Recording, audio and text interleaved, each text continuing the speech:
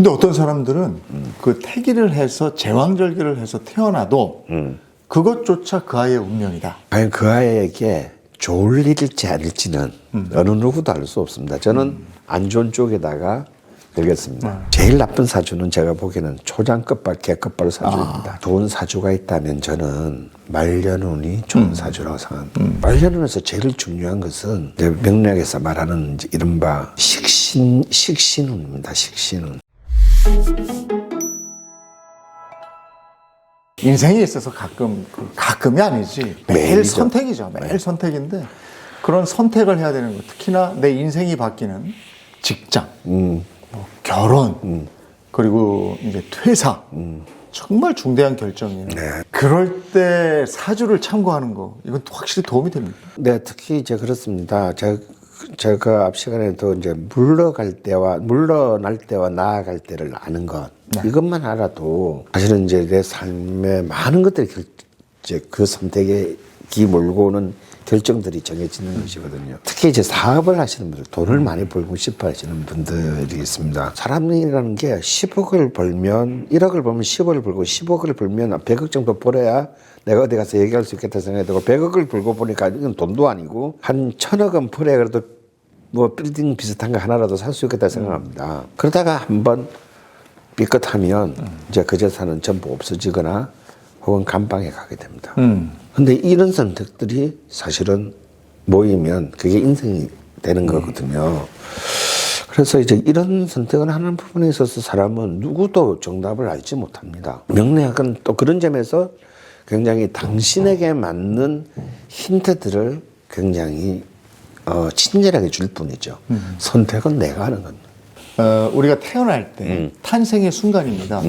그 탄생의 순간이 굉장히 중요한 것이 왜냐하면 명리학에서도 생년월일시 이걸 받아서 그걸 토대로 해서 풀어주시잖아요. 내가 언제 태어나느냐 이게 굉장히 중요한데 그러면 그걸 태기를 해서 날짜를 정해서 태어나는 게 중요합니까? 사실 저한테도 많은 의뢰가 들어옵니다. 네. 뭐 힘이 있으신 분들부터 뭐 손자가 이제 곧 태어나는데 뭐 이런 뭐 수술할 시간을 좀 만들어 달라. 뭐 저는 단호히 거절합니다. 예. 또 실제로 뭐 그런 것으로 이렇게 엄청난 돈을 버시는 분들도 있는 것 같은데 저는 굉장히 위험한 생각이다. 저는 명리학이 절대 탄생과 죽음에 개입해서는 안 된다고 생각해요. 명리학은 태어난 사람이 죽기 직전까지의 현실적인 인간의 욕망을 다루는 영역입니다. 탄생과 죽음은 우주와 신의 영역이죠. 그리고 내세나 전생은 종교의 영역입니다. 근데 어떤 사람들은 그 태기를 해서 제왕절개를 해서 태어나도 그것조차 그 아이의 운명이다. 근데 과연 그것이 과연 그 아이에게 좋을 일일지 아닐지는 어느 누구도 알 수 없습니다. 저는 안 좋은 쪽에다가 들겠습니다. 그렇게 무리한 태길로 태어나서 오히려 나빠지는 경우가 있다는 말씀이시죠. 그래서 근데 어쩔 수 없이 제왕절개 해드는 사람도 있잖아요. 시간을 잡아야 되잖아요. 그렇죠. 그러면 저는 그렇게 얘기합니다. 그 의사 선생이 제일 편한 날짜에 잡으라고. 우리가 명리학 사주할 때 자 생년월일시 얘기하세요 그러잖아요. 그럼 생년월일시가 같은 사람도 상당할 있습니다. 텐데 그러면 그들의 운명이 비슷합니까? 명리학의 이 병식의 정확한 가짓수는 51만 8,400가지입니다. 100명 정도가 저랑 같은 사주를 가지고 있어요. 그 사람들 다 같은 삶을 살겠습니까? 절대? 그렇진 않죠. 아니죠. 내가 어떤 한 시간의 우주의 길을 타고난 건 맞아요. 그건 저의 그릇이에요. 이것이 온전하게 현실 속에서 드러나기 위해서는 수많은 사람들의 관계 속에서 결정됩니다. 만약에 저하고 이 선생님이 같은 날, 같은 시, 같은 동네에서 태어났다고 하더라도 나를 낳고 나를 양육한 부모의 사주까지 같을 확률은 0입니다. 극히 드물죠. 내가 태어난 생년월일시 그래서 태어났어요. 이거 이제 잘한단 말이죠. 교육을 받아요. 우리나라 특히나 어느 대학에 무슨 과를 갈 것인가. 그거 물어보는 사람 많죠. 어찌 보면 오히려 거꾸로 이런 특히 아이들의 입시, 그다음에 자기 전공을 정하고 하는 것은 좋은 대학을 들어가게 해주는 데는 도움이 될지 안 될지 모르겠지만 일단 이 사람의 아이들의 어떤 그 적성과 성격을 그 판단하는 데는 명리학이 굉장히 유용한 도구가 된다. 그러면 이 아이가 좀 더 공부를 잘하게 할 수 있는 길을 좀 더 이제는 다른 관점에서 생각을 하셔야 된다라는 거예요. 사실은 아이들은 단순히 좋은 대학을 가는 것도 중요하지만 그 과정에서 자기가 좀 더 성취해 가는 어떤 우리가 흔히 말하는 승리의 경험이 굉장히 중요하거든요. 근데 우리는 극소수의 아이들만의 승리의 경험을 가지고 나머지는 일상적인 패배의 경험을 20살도 되기 전에 너무 많이 강요해요. 꼭 굳이 대학을 갈 필요가 있나? 오히려 얘가 더 잘할 수 있는 것은 그리고 얘가 더 행복할 수 있는 길은 그 다른 가능성들에 대해서 충분히 사고할 수 있게 해줍니다.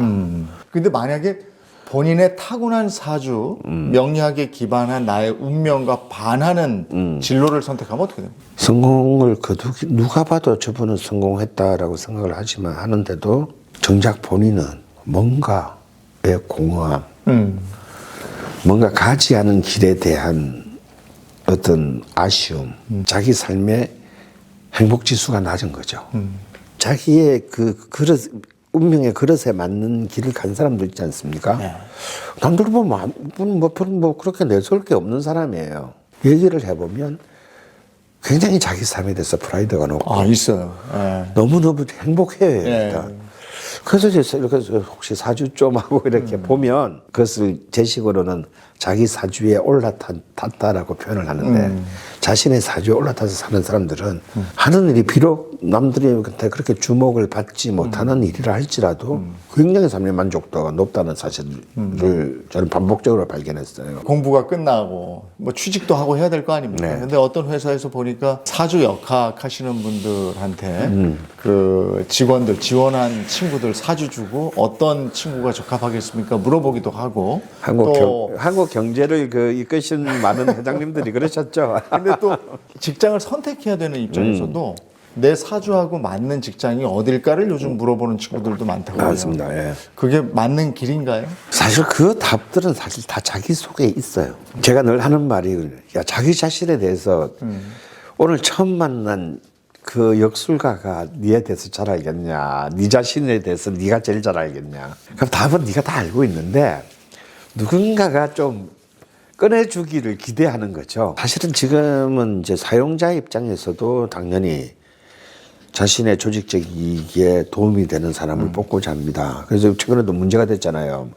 MBTI 아닌 사람들은 응모하지 마시오. 네. 즉 나한테 저 사람의 능력은 상관없고 저 사람의 앞으로 삶의 가능성은 상관없고 나한테 이익이 될 것인가 아닌가. 그런 적인 논리는 굉장히 폭력적인 논리가 되기 쉬워요. 어떤 그런 배제를 위한 논리. 피고용자 입장에서 내가 직장에 어디가 잡을 얻어야 되는데 내가 어떤 직장을 갈 것인가 또 어떤 종목에 갈 것인가에 대한 부분들은 이미 사실 자기가 그 정도 나이쯤 되면 알고 있습니다. 알고 있는데 다른 사람의 이목도 두렵고 누구나가 꿈꾸는 어떤 그런 것들로만 사람들이 이제 일방적으로 몰리는 거죠. 근데 몰려가는 것이 이미 자신의 삶에 윤택하게 만들어줄 거라고 그들은 생각하지 않습니다. 그런데도 이제 자기 확신이 없는 거죠. 그런 확신을 만드는데 저는 많이 명리학이 앞으로 도움이 되고 도움이 되었으면 좋겠습니다. 자, 직장에 들어가서 이제 생활을 하다 보면 평생 반려자를 만나야 될 텐데 결혼입니다. 네. 결혼할 때 요즘에는 많이들 안 보는 것 같은데 예전에는 궁합 때문에 궁합 안 맞는다고 파혼하고 이런 경우도 있었는데 있었죠. 그 궁합은 어떻게 보십니까? 명리학에서 오히려 가능한 것은 이 사람과 이 사람이 잘 맞냐가 아니에요. 부부의 제일 좋은 일가 뭐겠습니까? 윈윈이겠죠. 네. 모두가 우리가 승리하는 삶을 서로 상생해. 네. 상생하고 내가 이 사람을 만나기 전보다는 이 사람을 만남으로써 내 삶이 훨씬 좀 더 좋아져야 되잖아요. 근데 한 명만 좋아지면 안 됩니다. 그래서 제가 결혼은 비즈니스다라고 하는 말이 한 명만 이익을 본다면 그 거래는 이어지지 못합니다. 내가 한쪽에 손해보는데 누가 그걸 계속 하겠어요. 그러면 모두가 윈윈할 수 있는 비즈니스가 되기 위해서 우리가 각자 다른 우리가 각자 다른 어떤 노력을 할 것인가를 저는 명리학이 얘기해 줄 수 있다고 생각합니다. 자, 그렇게 이제 둘이 같이 늙어가서 중년이 됩니다. 중년엔 뭘 염두에 둬야 되는 제가 첫 번째는 건강이겠죠. 예, 그 두 번째는 이제 중년 되면 이제 아이들도 있을 거고 돈이 엄청 많이 듭니다. 예. 재물운, 건강운, 아이, 자식운. 예. 어른이 된다는 거는 나가서 밥벌이를 한다는 거거든요. 밥벌이가 단순히 가족의 생계를 위해서 돈을 벌어오는 것도 있지만 내 삶을, 내 자아를 실현하는 어떤 사회적 실현의 어떤 내용이기 때문에 이 또한 중요합니다. 이걸로 내 인생의 많은 것들이 판단되고 결정되기 때문이죠. 그러니까 이 중년에 너무 많은 의미의 무게가 지금 집중하고 있고 그래서 참 힘듭니다, 중년이. 왜 잘 안 풀린다고 네. 사주를 바꿀 수는 없잖아요. 네. 그래서 이름을 바꾸는 그런 분들이 사람도 있어요. 그러면 사주에 부족한 부분을 이름이 보충해 줍니까? 네. 그것이 뭐 완벽한 어떤 그 해결이라고 절대 보지 않지만 이름은 나를 대변하는 어떤 하나의 추상적인 에너지입니다. 근데요, 이런 사람이 있어요. 내 이름이 마음에 안 드는 사람이 많습니다. 왜냐면 이름은 자기가 짓는 사람은 거의 없거든요. 네. 뭐 옛날 특히 여성분들 옛날에 뭐 말순 뭐 이런 분들은 그 이름이 평생 트라우마가 되신 분들이 그냥 있어요. 막 졌죠, 그냥. 우리가 흔히 이제 정신과적으로 우울증이라고 하는 게 그 자신이 가치 없다라고 생각하면서 자신을 공격하는 것이 그 본질이거든요. 그런 사람들을 보면 공통점은 자기 이름조차도 좋아하지 않아요. 이름에 대해서도 자신감이 없습니다.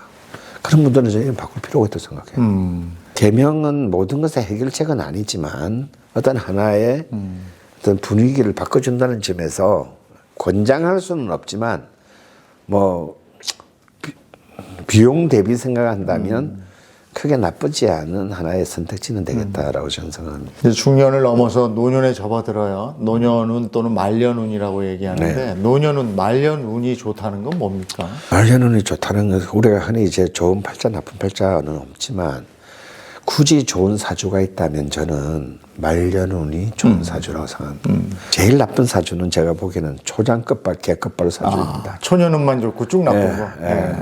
근데 이제 말년운이 좋다는 것은 사실은 일단 장수를 한다는 뜻이고요. 그다음에 장수를 하면서 건강한다는 뜻입니다. 큰 복이죠. 큰 복입니다. 이것만 해도. 그런데 이것만으로는 안 돼요. 말년운에서 제일 중요한 것은 이제 명리학에서 말하는 이제 이른바 식신운입니다. 식신운. 이 식신운은 게 단순히 옛날에는 먹는 것을 의미했는데요. 우리 사람 만나면 제일 먼저 하는 게 뭡니까? 왜 우리 밥 한번 먹자 이러잖아요. 이거 관계를 의미하는 겁니다. 같이 식사를 같이 할 수 있는 사람을 가지느냐 못 가지느냐. 이게 말년운의 가장 중요한 겁니다. 근데 사람이 있으려면 밥값도 좀 내야 되잖아요. 그렇죠. 재물운이 있어야 되는데 재테크, 투자, 재물운 이런 게 따로 있습니까? 이제 흔히 우리가 명리에서 이제 재물운을 크게를 보면 정제운과 정제와 편제라는 걸 나누는데요. 글자로 정제는 자신의 몸에 지닌 단정한 재물. 그러니까 내가 한 노동만큼 버는 거. 월급 같은 거죠. 은행의 이자 같은 겁니다.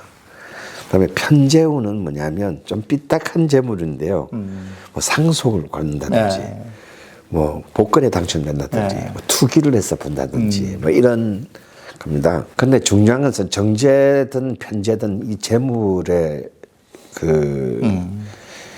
재물운에서의 핵심은 돈을 버는 데 있지 않고 돈을 쓰는 데 있더라는 겁니다. 우리가 흔히 우리는 전부 다 돈을 많이 버는 것들만 생각을 한 교육을 받고 뭐 유튜브 찾아다니고 막 그러지 않습니까? 저는 이제 바뀌어야 됩니다. 100만 원으로 가장 멋지게 쓰는 법, 1000만 원으로 가장 멋지게 쓰는 법. 그거 괜찮네. 1억 원으로 가장 멋지게 쓰는 법. 바뀌어야 됩니다. 그런데 이제 문제는 말이죠. 사람들이 돈을 쓸 줄을 모르기 때문에 큰 돈만이 자신에게 행복해질 수 있다라고 생각하는 거예요. 그런 어떤 편제적인 일확천금을 감당할 수 있는 사람이 있고 감당할 수 없는 사람이 있는 겁니다. 그럼 감당할 수 없는 사람인데 그런 재물은요 재앙이지 절대 행복이 아닙니다. 그것을 알려면 바로 자기가 어떻게 소비할 줄을 아는지를 알아야 된다라는 거예요. 명리학이 그게 있습니까? 그 부동산, 네. 그러니까 풍수 여기에 대한 것도 있습니까? 내가 재화를 이렇게 불어들이는 데에는 굉장히 다양한 방법이 있죠. 어떤 사람들은 이제 투자를 하는데 주식이라든지 이런 것에 굉장히 특화된 감각을 가진 사람이 있고, 어떤 사람은 이제 뭐 부동산이라든지 뭐 이런 쪽으로 된 사람이 있습니다. 그리고 어떤 사람은 꼬박꼬박 직장 생활을 하면서 저축을 하고 뭐 청약 부금 붓고 이제 이런 또 그 포트폴리오를 가져야 될 사람이 이제 있습니다. 평생 넉넉하진 않지만 네. 쓸 돈은 있어. 뭐 이렇게 얘기하는. 그래서 나중에 연금 받고 네, 네. 자신한테 최적화된 어떤 그런 축제의 방식 또한 당연히 존재합니다. 그 사람이 이제 태어날 때 생년월일시가 있듯이 내가 이제 떠날 때, 이 세상 떠날 때의 그 시기 정도도 사주에 나와 있습니까? 예, 저는 뭐 이렇게 뭐 죽음, 아까 처음에도 말씀드렸지만 이 탄생과 죽음에는 개입할 수 없다. 네. 명리학은 그런 거는 가능하죠. 이제 건강. 어떤 부분에서 어떤 때에 내 몸의 컨디션이 이제 서서히 떨어지기 시작하니까 건강을 조심을 해야 된다. 근데 이제 그게 이제 계속 떨어지면 이제 결국 세상을 이제 떠나야 되는 순간이 되고요. 사실은 이제 그것보다 우리가 더 좀 신경 써야 되는 거는 뭐냐면, 늙어서 죽는 것은 천복이죠. 근데 이제 사고를 통해서 이제 천수를 당하지 못하는 거, 네. 자신이 누려야 될 걸 누리지 못하는 거. 특히 이제 우리 교통사고 뭐 이런 것들 이제 있는데요. 근데 사실은 그런 것들이 일어날 확률이 굉장히 높은 해들이 있습니다. 그럴 때 조심을 해야죠. 그 확률을 줄여야죠. 조심해서 나쁠 거는 없으니까요. 그런 것들을 오히려 좀 더 이렇게 그 유념하는 것이 훨씬 우리가 장수를 하는데 도움이 되지 않을까 생각합니다. 명리학을 통해서 그걸 삼가고 조심할 수 있다. 네. 이런 얘기죠.